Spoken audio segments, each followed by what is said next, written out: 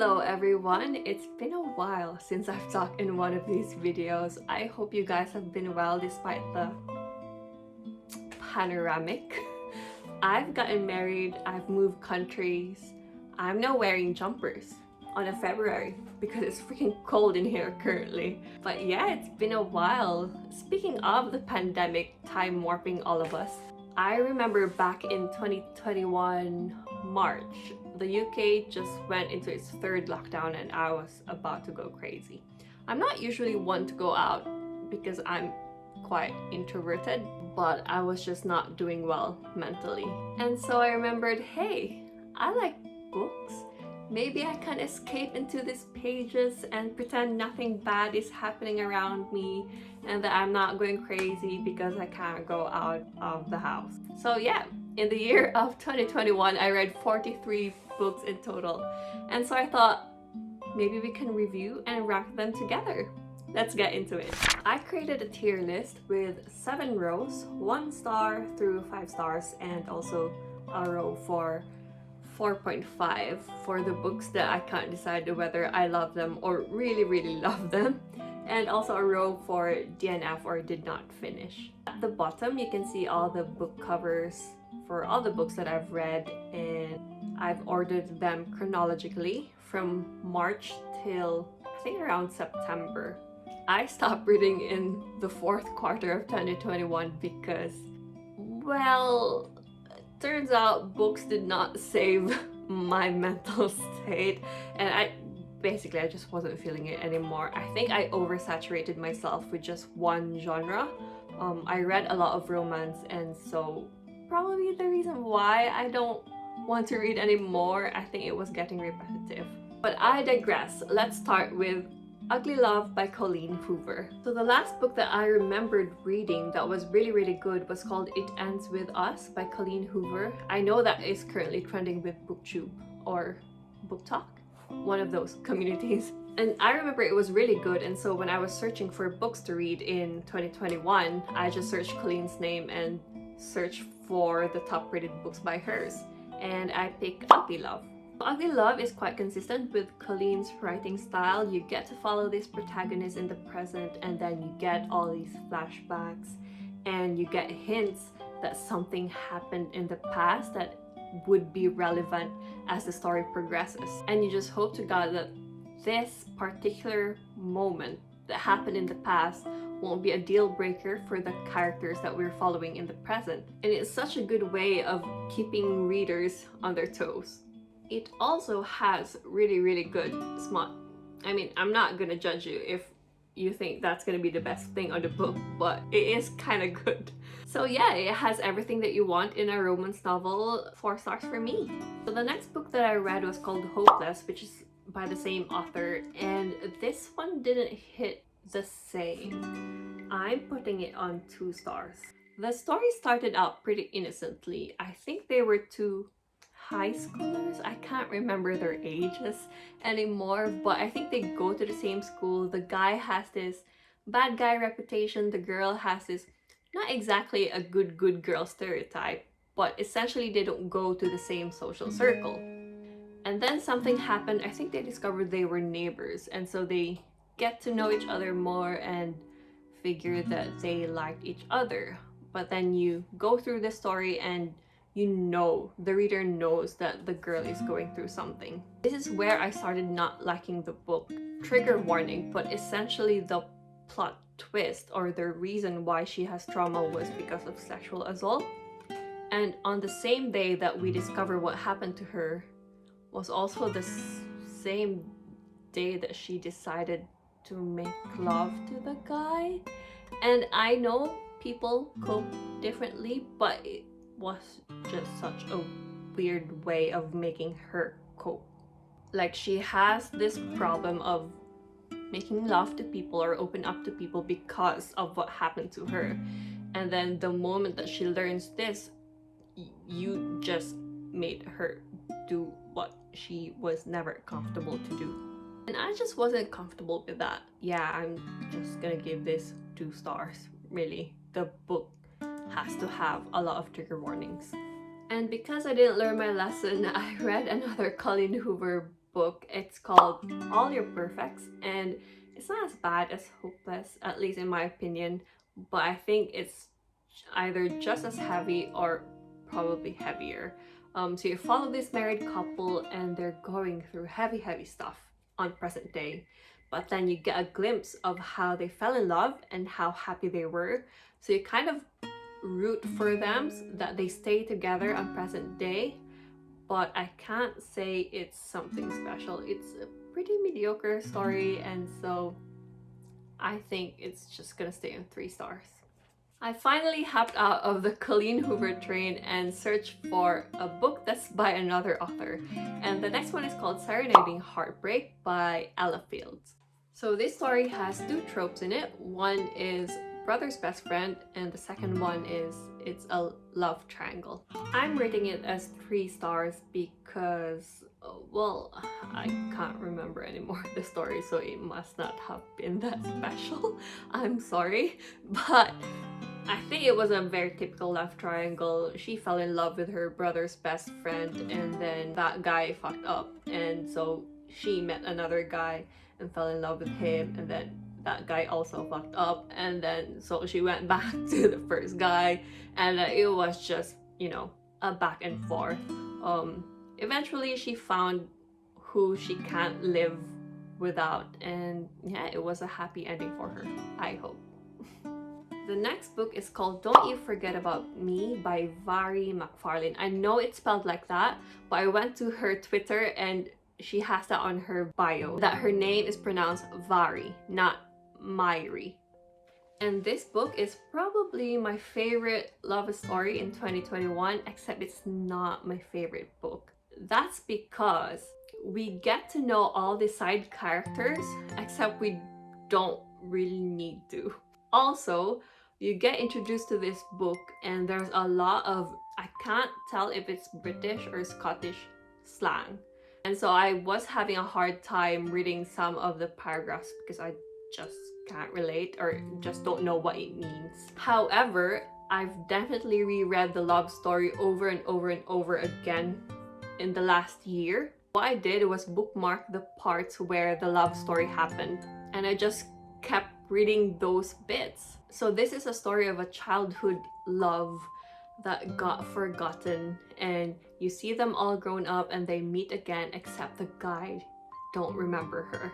So you have all this tensiony feeling, does the guy really don't remember her, but you want them to be together, basically.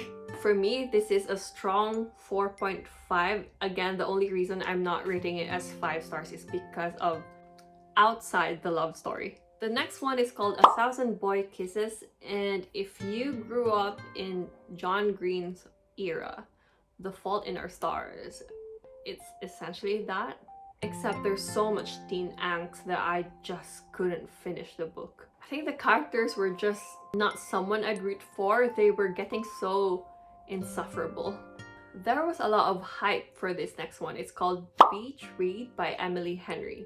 And I first rated it as 5 stars, but when all the, feelings faded away, I don't remember the story being that special. That's kind of why I moved it back to 4 stars. And I don't know if that's fair to the book, because if it made me feel 5 stars after reading it, then maybe it should stay as 5 stars. Except I feel like 5 stars should have a lasting impression on you, right? Anyone else? Okay, maybe I'll move this to 4.5 just to be fair, because I do remember that I liked it a lot.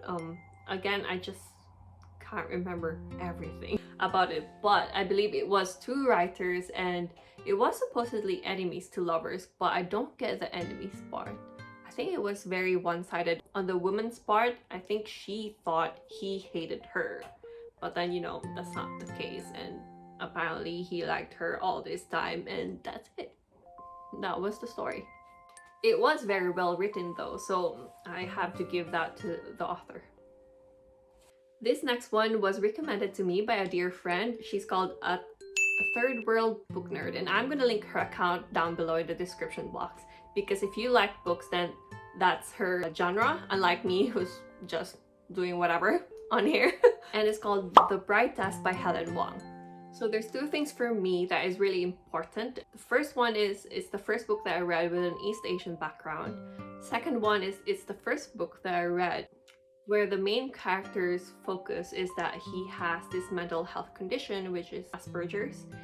And maybe it's my fault that I've not read enough books with representation, but this was a really good change amongst all the books that I've just read. They were mostly, well, white. I can't really comment on whether both representations were accurate because I don't have any experiences or don't know anyone with the same condition, and also I don't know anyone from Vietnam, so I can't comment on those. But it was still very interesting to read about them and all the sensitivities that he has. Like, I've never thought of them that way. Okay, I've been talking and the sun is setting, so there's gonna be a transition where it's gonna be so bright. Okay, I have lighting now. I hope it's not too harsh. Let's get to the next one. If you say enemies to lovers, chances are people will recommend you this book. It's called The Hating Game by Sally Thorne. I believe there's a movie coming out based on this one, or has already come out. It is that popular. And I get the hype. It's the tension between rivals and them going from bickering to kissing. It's good. Very chick flicky. Like, I think 10 Things I Hate About You. It's that kind of comfort read or comfort watch if it becomes a movie. It's well paced. There's not a lot of tangents around. The story focuses on them and their rivalry and everything that they go through while going through that promotion. I kind of admit though that the turning point was very sudden. I don't know if I like him just suddenly kissing her in the elevator without consent, but aside from that, I think the story's good. So I'm gonna rank it as 4.5. I actually rated it as 5 stars on Goodreads because I did read it twice within 48 hours. But stepping back, again, that elevator kissing turning point, and also the guy doesn't have to be always perfect. We don't have to have unrealistic expectations. But then again, what can we do? That's how book boyfriends are. They always have these abs and there always has this bad guy persona, and we always fall for it. So, and because I love The Hating Game so much, I read 99% Mine by the same author, Sally Thorne. And this one, a bit mediocre. I have to put this one to 3 stars because I don't know what happened with the editors, but the main characters sounded so much alike that you don't know if they're still continuing their dialogue or exchanging it. Like, there's no he said, she said. And that isn't needed all the time if your characters are very distinct from each other.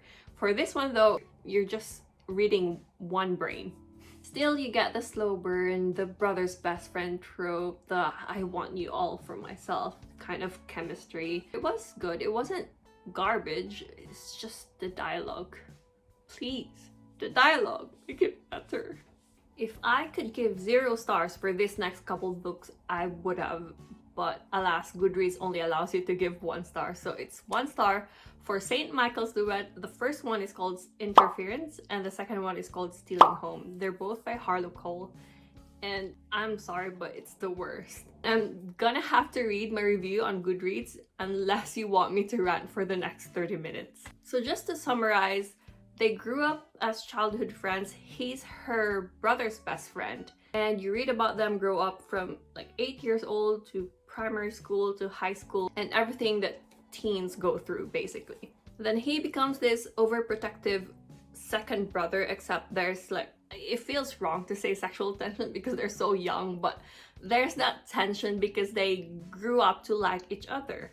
My problem is it's just an incredibly sexist book. Here's my review on Goodreads. I do not recommend. I don't know how I finished this book, to be honest. I mean, I did gloss over a lot of passages and I don't know why I'm gonna give the part 2 a try. I still don't know to this day. But please, if you haven't read it yet, there's so much better stories out there. A lot of objectification, slut shaming, and double standards. It's okay for him to fuck around, but she has to stay a virgin, all masked behind overprotective bullshit. I suppose there's a lot of TV shows and other books that has high school kids going through all the heavy drama and debauchery, but that has all made me cringe, this story included. Romance books are supposed to make you feel giddy and fall for the characters, but how? I can't root for either of the main characters because they barely have any defining qualities. This book was so long, but there are repetitive tropes that could have been condensed. On the second one, I actually have quotes or dialogues from the book as an evidence. I disliked the first book, so it's totally my fault that I read this one too. Still true. I was hoping that interference was just because of their immaturity as teenagers, and that this book would be different and mature. So I guess from book 1 to book 2, they grew up some more. But no, Brayden wasn't really apologetic. Apologetic because something happened on book 1 that was the ending. A big accident that would have been unforgivable, really. And Ash just let him in again. She was all, I have pride, blah blah blah. But every time they see each other, they rip each other's clothes off. Like, hello? Spoiler alert, he cheated on you. He drove under influence, which led to your brother being unable to walk. That was the big thing that happened on the ending. So this is one of the quotes. All those stupid women out there wearing skin-tight dresses that hide nothing. So dumb. That was Brayden saying that. Very sexist. He also says, felt like a girl. Because what? Feeling like a girl is inferior?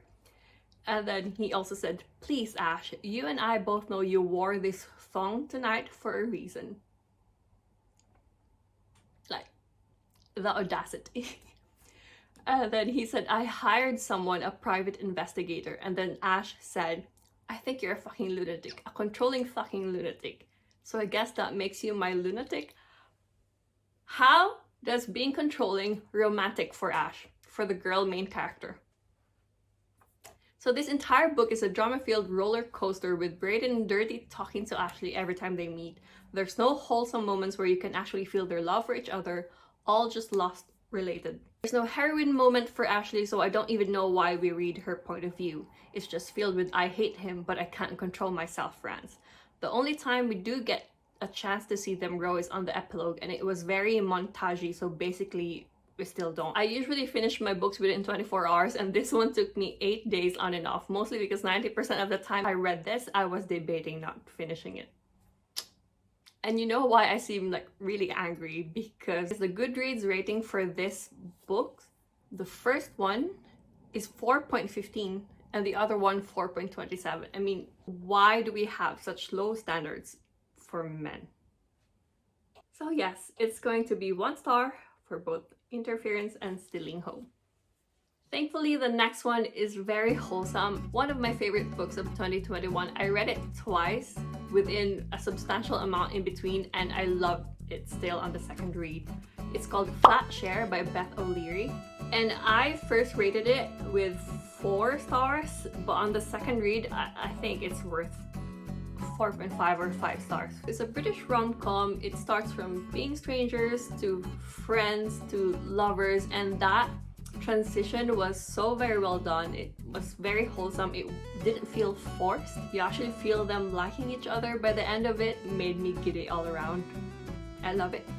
Another wholesome story for this next one, it's called Twice Shy by Sarah Hogle. I don't know if I said her last name correctly. Hogle. I'm not sure. But it is really good. It's not the best love story out there, but I think it's again a comfort read. This is a strangers to lovers story, and the transition, it's not that fast, but it's in a short period of time because of the plot.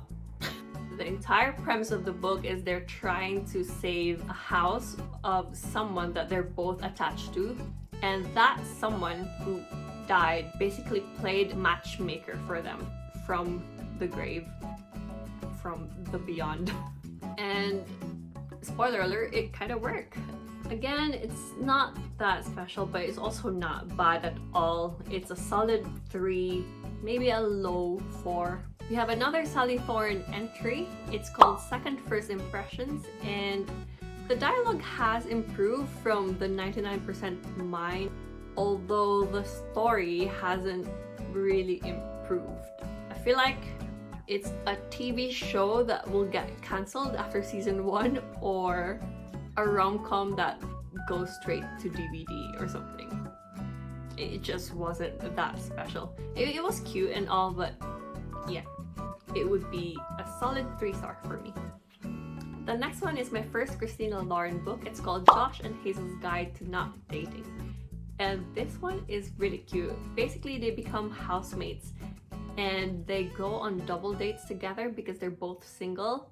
And then time went on and they bicker and have these tender moments with each other while in the same house. And they just realize that, you know, I just want to date you. I don't want to date anyone else. And it's really, really cute. The only thing that stops me from giving this a 5 stars, the ending. I don't get why that plot twist is there. Like, it's not necessary at all. It almost became forced. Either way, I think it's still a great read and it's a solid 4 stars for me. So the next one is part of a trilogy of 3 sisters. The first book is called Get Alive, Chloe Brown. I haven't read the next 2 yet. It's by Talia Hibbert. For this story, we have Chloe as a tenant and Red as the apartment manager, tenant manager, building manager. I'm not sure what the role is, but they basically live in the same apartment. This is a strangers to lovers story, and I actually love them being friends first, or their get to know each other stage. When they went to the romantic part of their story, I was having difficulty getting attached to their romance. I'm not sure why. I think they were better when they were friends, or I want more build up. Either way, it was a cute read and it's a 3 stars for me. The Royal Prince of the United Kingdom and the son of the President of the United States of America.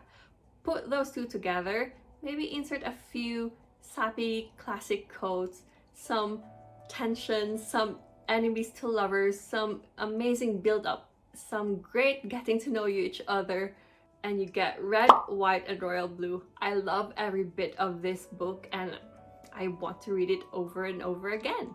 For the entire story, we get to really invest with their love for each other. That's why we just want to root for them so much harder. And this becomes my first true 5-star. Following my love for the Flatshare, I pick up The Switch by the same author, Beth O'Leary. And this was less rom-com, more self-discovery. So you get to follow 2 female protagonists and they switch lives. They're not of the same age, so you get to see them find wisdom and share wisdom. There were some romance aspect to it, but it wasn't the focus of the story. This one's a 3 stars for me. While searching for more books, I discovered Mariana Zapata, and apparently she's the slow burn queen. And this was my first book from hers. It's called The Wall of Winnipeg. I just reread my review from Goodreads, and I think I'm just gonna say this out loud. Goodness me, what a long book. Slow burn. But every chapter was just so good I couldn't put it down. This is my kind of book. I love reading all the mundane details of how they've fallen for each other, especially when they start subconsciously doing things out of love before they even declare their love. Also, despite it being a long one, our focus never swayed from them, nor do we find ourselves reading too much about side characters that didn't matter. The lives outside them were written just enough for us to understand them individually. I also like how there was no unnecessary plot twists or the usual frustrating miscommunication trope.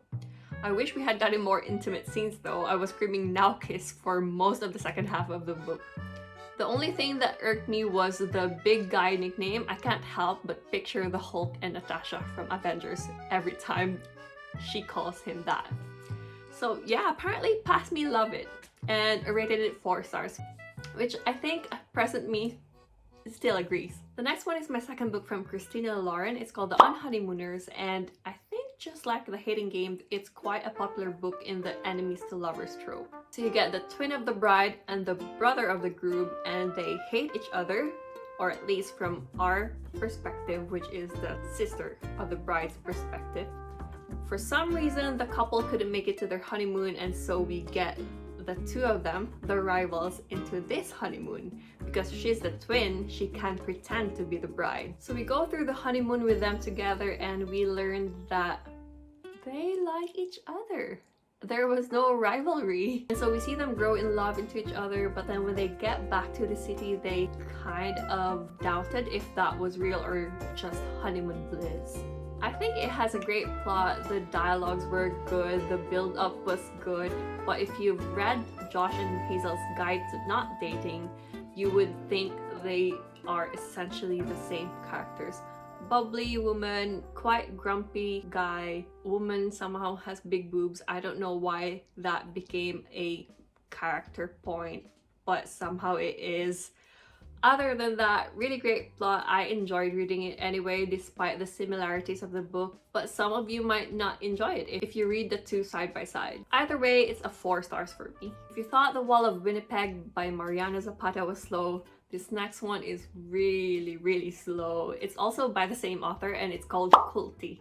It's still within the same athlete world. There's an age gap trope, but the younger main character I think is 27 years old, so I didn't feel any ick out of that age gap, and also it wasn't the focus of the story.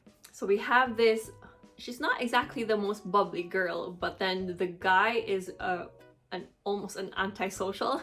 He's really grumpy and everything, he doesn't talk to people, but then you get to see the glimpse of him, his non-antisocial side, when he opens up to her. And that's where the build-up happens. And so again, in a classic Mariana Zapata style, we get to see every detail of what happens between them.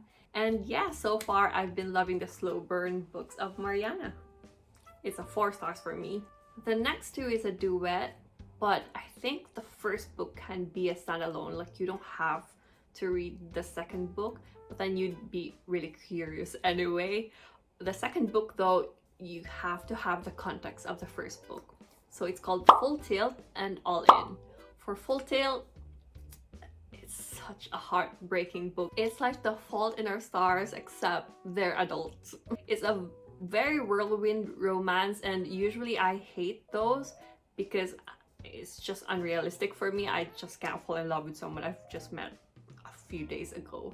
But for this one, the days do matter. So I think that's why I can forgive the whirlwind part. Also, their chemistry was just off the charts. I think this book was just very well written, and by the end of it, I was just a mess, a puddle of tears. And I rated 5 stars. While I was heart sore for Full Tilt, I can't just get my heart into the second book, which is by the same author, Emma Scott, and it's called All In. And you get a hint of what the premise is of the second book on the first book's ending, and it kind of alleviates the guilt a little bit. If you've read the book, you'll know what I mean by the guilt. But still, it's just felt forced, and most of the book, the main characters are apart. So you can't really invest with their connection because they're not connected themselves. It's also got really exhausting, which understandably so. It was right after what happened in book 1. Still, I hope that there were a few years between those before we get to the second part, so that it doesn't feel forced. So for All In, it's a 2 stars for me. After reading so much good reviews on Goodreads and also hearing so much of it from YouTube, the book community in YouTube, I finally read the Off-Campus series. So it's a quadrilogy.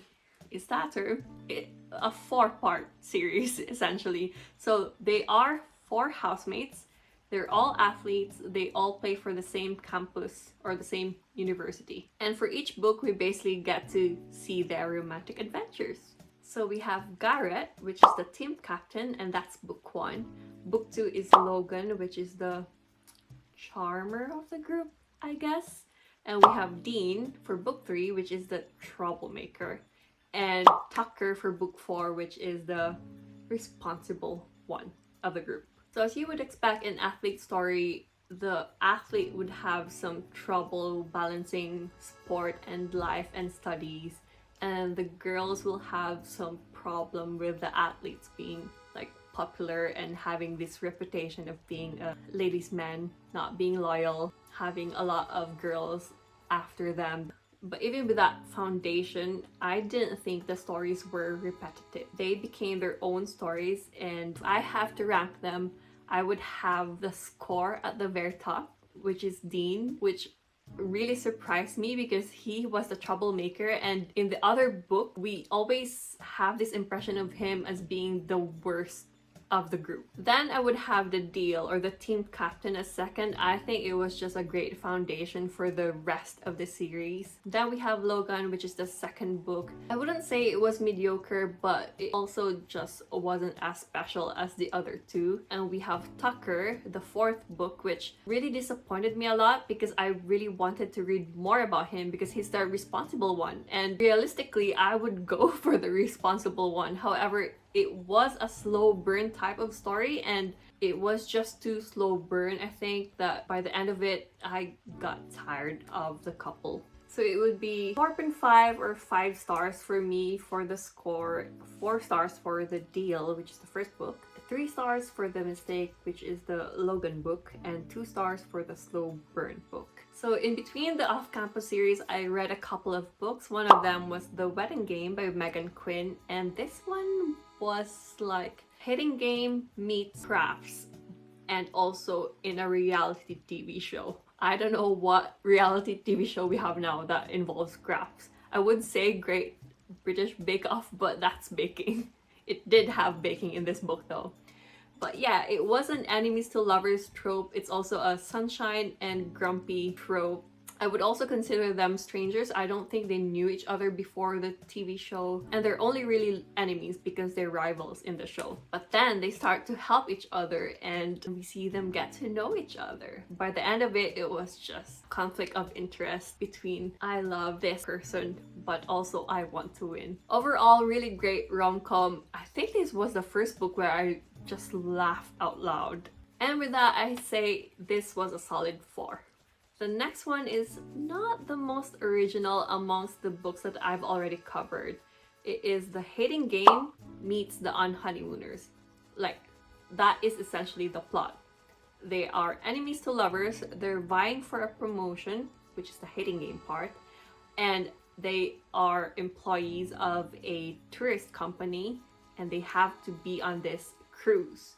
And that's the Unhoneymooners part. So you essentially know what happens next. It's not anything new, but still it was a great read. However, it's just not original. So it's a 3-star for me. I would still recommend for you to read it. After taking a break from Colleen Hoover's painful books, I finally got back to her and read Heartbones, which I really loved. I first rated it as 5 stars, but I moved it to 4. So I think it's a 4.5 for me. I just remember how much I loved it after, but also it wasn't something I want to read over and over again. Surprisingly, it didn't have her usual trigger warning plot twist. It still has some plot twists, but it was less heavy than her other one. Again, it was such a good read and I recommend. And because of the rate change, I would just put this one in 4.5. The next one is called Archer's Voice by Mia Sheridan, and it has quite the rave from Goodreads. It has 115,000 ratings and managed to stay on 4.36 stars. That means everyone, or at least most people, have rated it 4 stars or 5 stars. As for me though, kind of fell flat. I'm not sure if it's the high expectation after everyone has said good things about it, or I don't know, just my preference. It's not you, it's me kind of thing. So we follow the story of Bree, who moved from the big city to the small town after some traumatizing event. And in this small town, she met Archer, who is kind of a social pariah. He's quite isolated. No one in this town speaks to him. And Bree doesn't know that. So she tries to speak to him and realizes that he can't speak, again because of other traumas in his life. But Bree has something in her to connect with him, and she actually successfully does so. So this book is a balance of self-discovery, self-improvement, and dealing with trauma healthily, but also there's some romance aspect to it because their romance kind of helped them improve themselves. Again, I don't know why I don't like it. It's, I guess, just preference. I still think it's a good read, so I still 100% recommend. For me though, it's a 3 stars. After loving Beach Read by Emily Henry, I picked up People We Meet on Vacation. It is actually You and Me on Vacation in the UK. I don't know why they changed the title and the cover, but it's People We Meet on Vacation in the US, I think. And I rated it 5 stars. It's a story of 2 best friends, Poppy and Alex, and they've known each other for quite some time, that they've actually had 10 summer vacations together already. So we go through their summers for each chapter, except within those, we see their present day, which is a different kind of Poppy and Alex. They're not as close as how we would expect them, because, you know, they've had 10 summer vacations together. The present day Poppy and Alex have some tension in it. They don't seem to speak with each other that much, or just conflict. So we can see Poppy try to fix their relationship. And again, because we go through each of the summer vacations they've had, we finally get to see at the very end what happened. And that's also when the present day goes to that point where Poppy and Alex has to figure out how to fix it.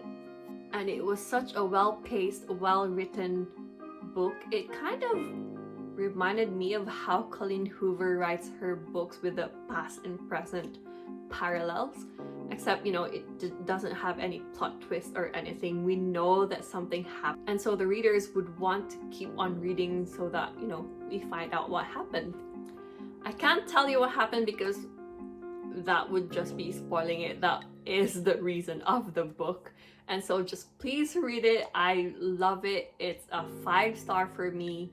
It's just so good. My favorite video on YouTube is that of Scott Moyer and Tessa Virtue's Moulin Rouge routine on the Winter Olympics in Pyeongchang 2018.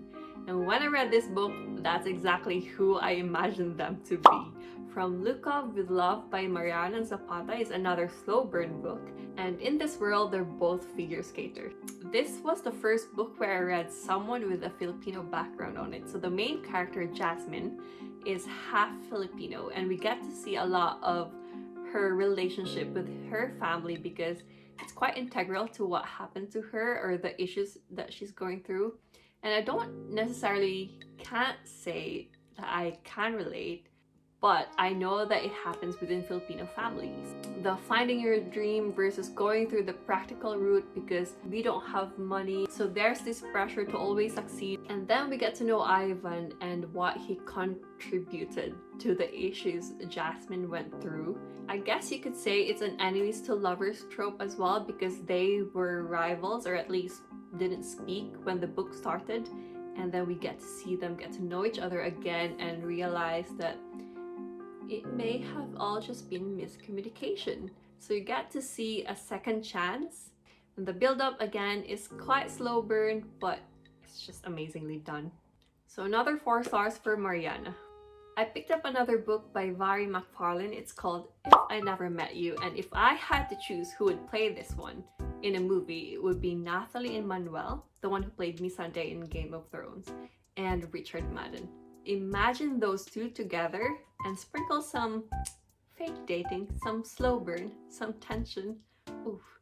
I think it would be a really good British rom-com.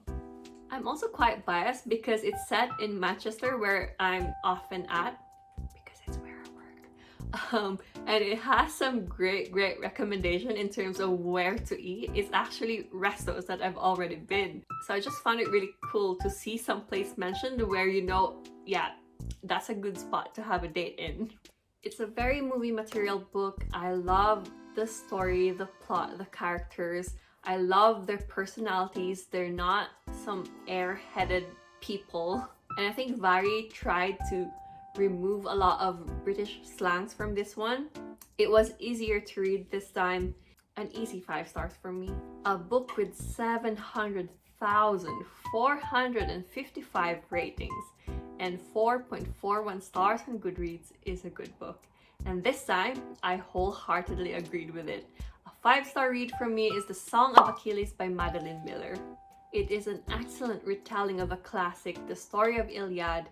We all knew what happened with Achilles. We all know how great he is. But in this story, we actually follow the point of view of Patroclus.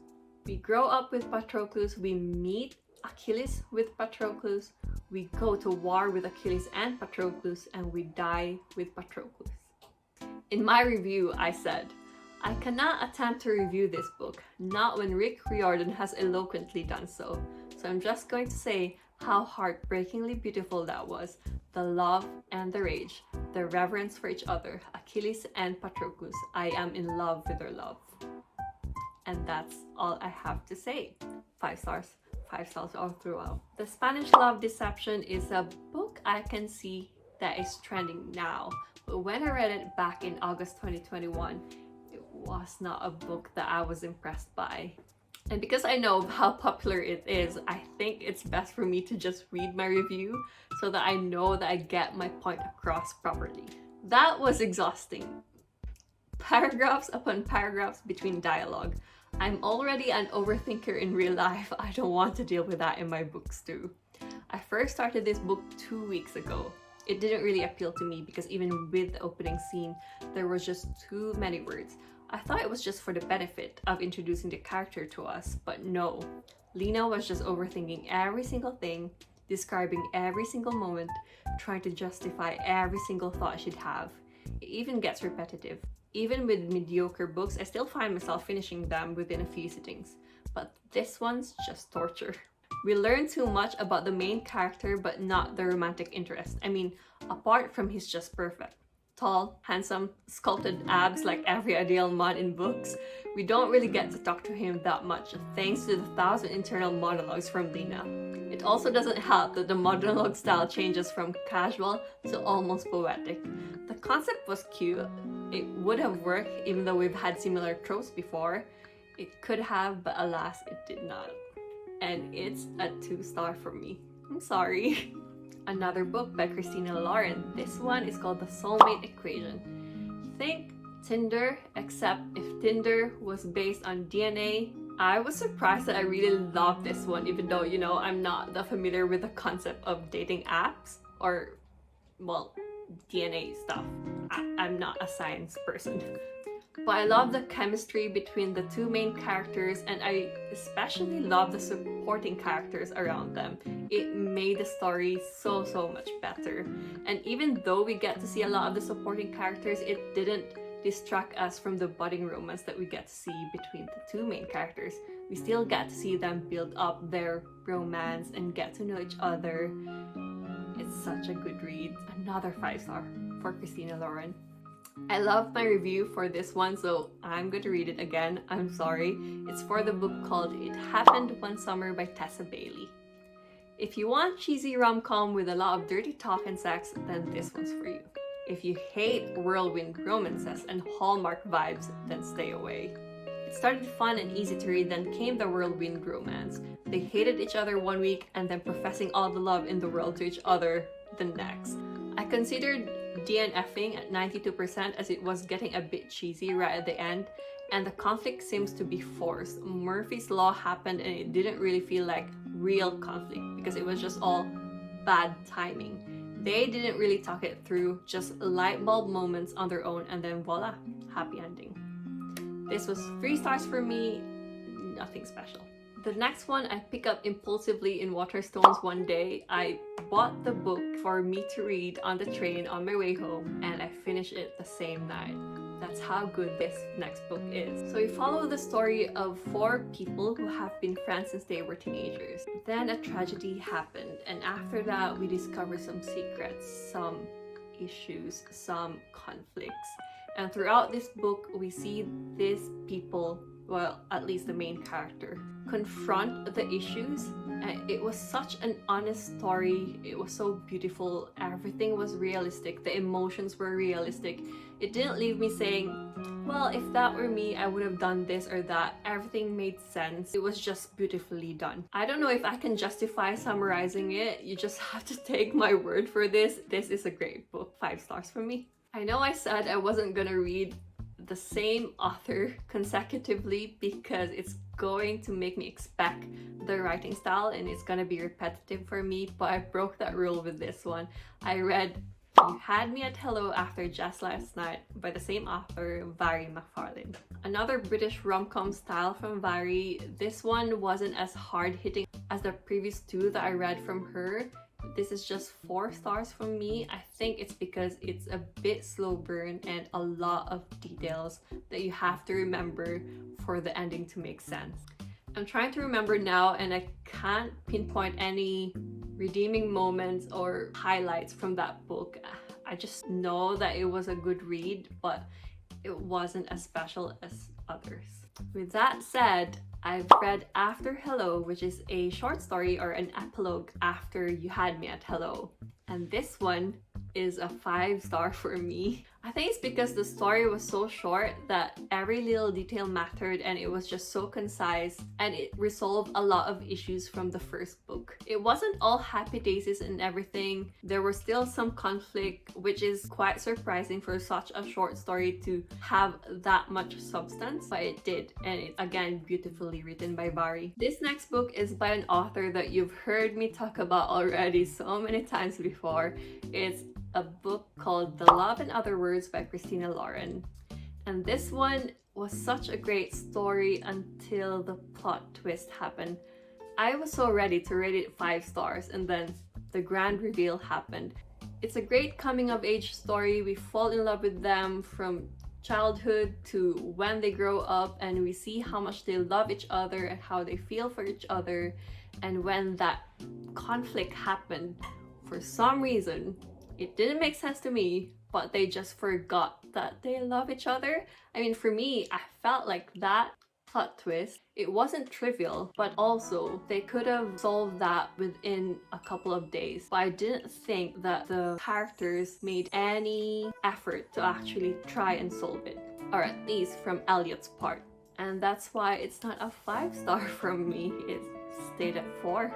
And we finally made it! We're at the last book to review. Sadly, the last book isn't the greatest. I did not finish it at 76%. With that, I give you my Goodreads review for the last time in this video. I don't recommend DNF at 76%. I really tried but couldn't take any more cringe. I don't feel the chemistry, nor do I like any of the characters aside from Louis. At 76%, we barely know the guy and the girl is just whining 80% of the time. The dialogue is repetitive, a lot of "let me help you," "no you don't have to," "let me," "okay," and repeat but in different structure. I'm confused because I actually really like the Wall of Winnipeg and Kulti. I was even excited to see them make an appearance. I feel bad because now I'm overthinking if I really liked the previous two. With the previous books of hers that I've read, even though they were slow burn as well, we still get to see some spark as the audience. It was always just a matter of will they, won't they, or when will they finally figure out they love each other. But this one, it was just too slow. This book is called Wait For It by Mariana Zapata, and our last book for the day, we get the DNF. And that's it. Thank you so much if you managed to get to this point in the video.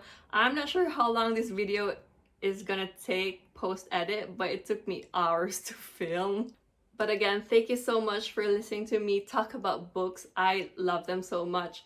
Follow me on Goodreads. I'm at Ron Frances. Follow me on Instagram. I'm also at Ron Frances there. I'm trying to do a monthly book review on there. I'll see if I last that one.